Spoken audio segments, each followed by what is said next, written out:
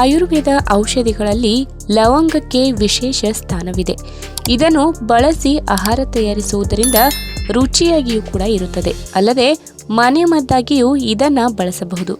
ಪ್ರತಿದಿನ ಕೇವಲ 2 ಲವಂಗ ಸೇವಿಸುವುದರಿಂದ ದೇಹದ ಆರೋಗ್ಯ ವೃದ್ಧಿಯಾಗಿ ಹಲವು ಸಮಸ್ಯೆಗಳು ನಿವಾರಣೆಯಾಗುತ್ತದೆ.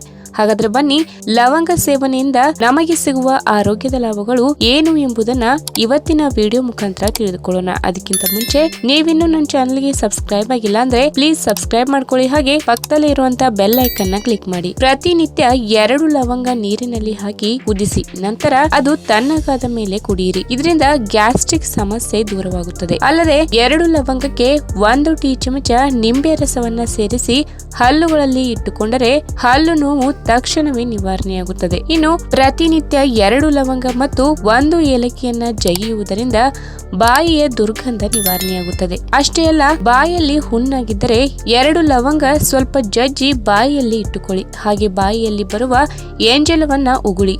ಹೀಗೆ ಮಾಡುವುದರಿಂದ ಹುಣ್ಣು ಮಾಯವಾಗಿ ನೋವು ಕೂಡ ಕಡಿಮೆಯಾಗುತ್ತದೆ. ಇನ್ನು ಹದವಾದ ಬಿಸಿ ನೀರಿಗೆ ಲವಂಗದ ಎಣ್ಣೆ ಹಾಕಿಕೊಂಡು ಕುಡಿದರೆ ಶೀತ ನಿವಾರಣೆಯಾಗುತ್ತದೆ. ಇಲ್ಲವಾದರೆ 2 ಲವಂಗ ಮತ್ತು 4 ರಿಂದ 5 ತುಳಸಿ ಎಲೆಗಳನ್ನ ನೀರಿನಲ್ಲಿ ಹಾಕಿ ಕುದಿಸಿ ನಂತರ ಅದು ತಣ್ಣಗಾದ ಮೇಲೆ ಅದಕ್ಕೆ ಸ್ವಲ್ಪ ಜೇನುತುಪ್ಪ ಸೇರಿಸಿ ಕುಡಿಯಿರಿ. ಇನ್ನು 2 ಲವಂಗ ಜಜ್ಜಿ ಸಾಸಿವೆ ಎಣ್ಣೆಯಲ್ಲಿ ಹಾಕಿ ಮಿಶ್ರಣ ಮಾಡಿ ನಂತರ ಅದನ್ನ ಕುತ್ತಿಗೆಯ ಭಾಗದಲ್ಲಿ ಹಚ್ಚಿ ಮಸಾಜ್ ಮಾಡಿ. ಇದರಿಂದ ಕತ್ತು ನೋವು ಕೂಡ ನಿವಾರಣೆಯಾಗುತ್ತದೆ.